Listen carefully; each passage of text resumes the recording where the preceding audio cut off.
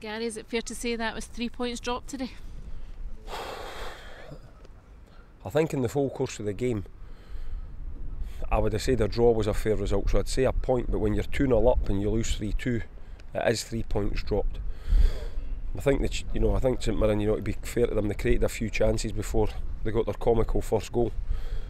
But when you're 2-0 up, you're hoping that just settles you down and you just take the tempo out of the game and you manage the game, and we've never done that. And I spoke to the players, this isn't a game of talking about what we've done going forward, because we created numerous chances and scored two. Our defending against Gavin Riley and Cammy Smith today wasn't good enough, and that's why we lost the game. We gifted the 3 goals. The first goal was just a long kick up the pitch. 3 of the lads getting a mix-up, a terrible mix-up, and it's a goal. The second goal, where I would give the lads a wee bit of credit there, I think it's a foul on Jason Kerr in the build-up to the goal.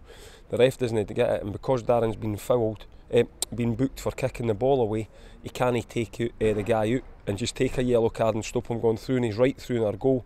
But again, that's schoolboy stuff, right through the middle of our team, 2-2. And in the second half, I thought we had a few chances early on. I didn't think St Mirren had created too much in the second half compared to the first half.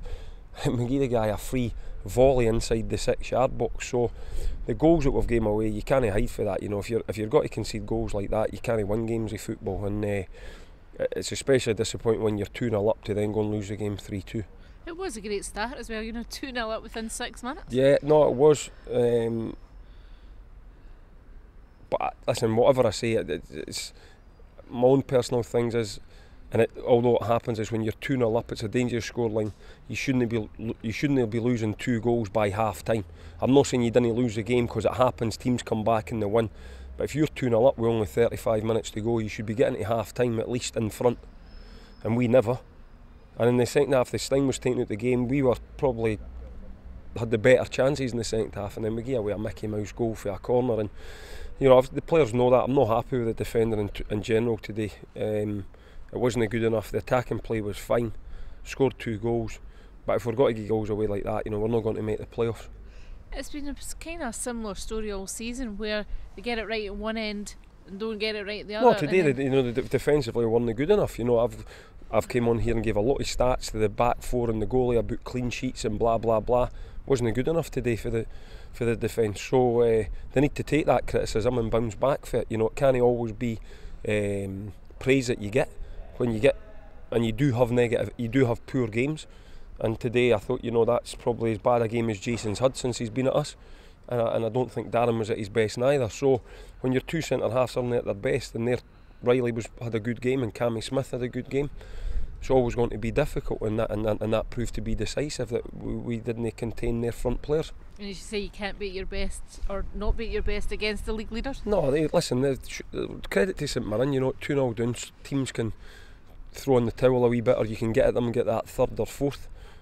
And we missed the chance with Andy just before their first goal, and then they got one, and then Dobbs fired one past the post. But no, it's a really frustrating day. I didn't want to stand here and publicly humiliate the players of that, but individuals made mistakes today, and it cost us as a team, and that's the reason that we didn't get anything out of the game.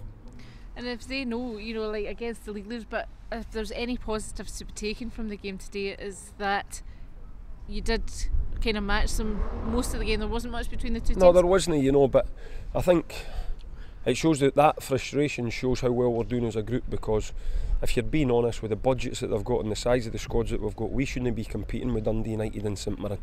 1 to 11's fine, but in terms of squad size, they're far bigger.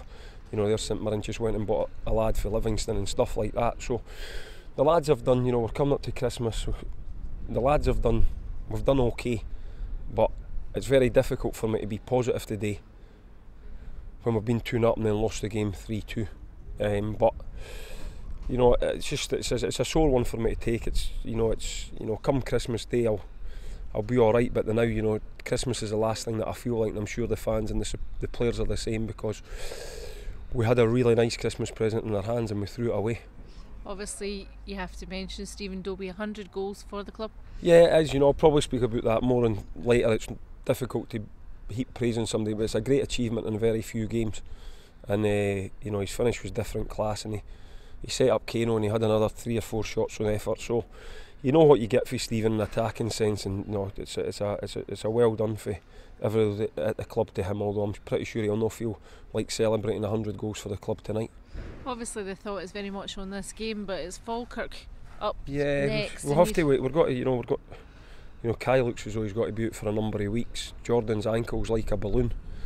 Two changes that are forced on you really, with more maybe like for like and defensive changes. So even then, when we fell behind, we only had one real attacking sub that we could put on, which was a wee bit disappointing. And we need to just see how they are. But obviously, if Kai and Jordan are got to be out for any period of time, they're very difficult players to replace when we've already got Callum and Danny out. What is the injury with Kai? Kai's knee, I think it's his medial ligament in his knee, so we'll have to wait 48 hours to the swelling to go down and assess it. I think I seen him on crutches there, and Marsh's ankle, as I say, is swollen quite badly. So we need to wait and see how that is really. But it's too early to say exactly what is wrong. But if any of them were fit for Falkirk, I'd be surprised.